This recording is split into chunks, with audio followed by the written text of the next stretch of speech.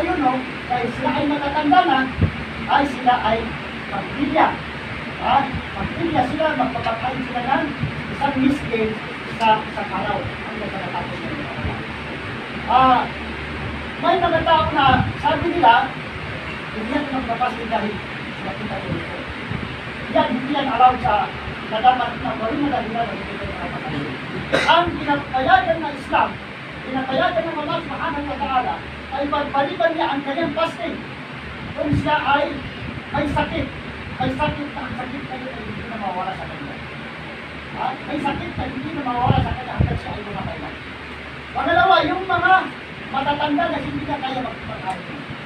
Pinapayagan sila ng Allah Subhanahu wa Ta'ala na hindi pag-fasting pero sila ay magpilya, magpakain ng isang miskin sa loob ng isang araw hanggang sa matapos ng Ramadan, ibig sabihin sa laso ng miskina. Dahil ng miskin ang kanyang papakainin sa loob ng isang buwan, loob ng Ramadan. Pangalawa naman, na pinapayagan ng Allah Subhanahu wa Ta'ala na nabanggit sa Quran, o ala safar, kung siya ay naglalakbay siya ay naglalakbay sa malayong lugar, umabot sa 83 kilometer na mararapat sa kanya ay magpilya na, kumain na, pangalitan na lang sa buwan ng isang Ramadan. Pero sa panahon ngayon ay hindi na talaga mahirap. Halimbawa, kung natin ka sa probinsya, sumakay ka ng aeroplano, malamig naman ng aircon, hindi ka na mahirapan.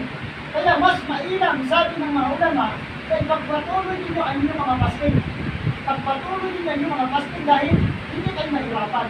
Ang pinagbigyan ng Allah Subhanahu wa Ta'ala ay pagbaliban nila ang kanilang mga fasting, yung mga tao na nahirapan hanggang sa uhaw na uhaw, tutong na tutong sila dahil sa layo ng kanilang hirapay.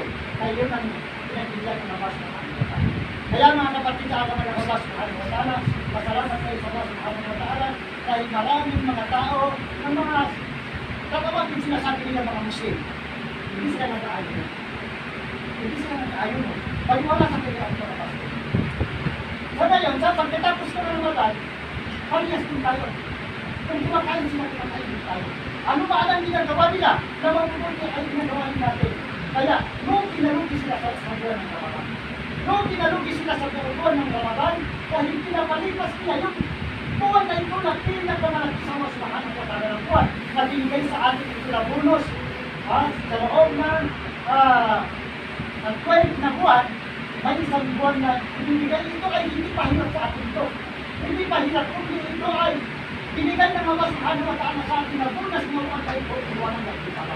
Upang kunin natin ang mga biyaya ng Allah Subhanahu wa Ta'ala na pinakamalaki. Unang-una ang kapatawaran.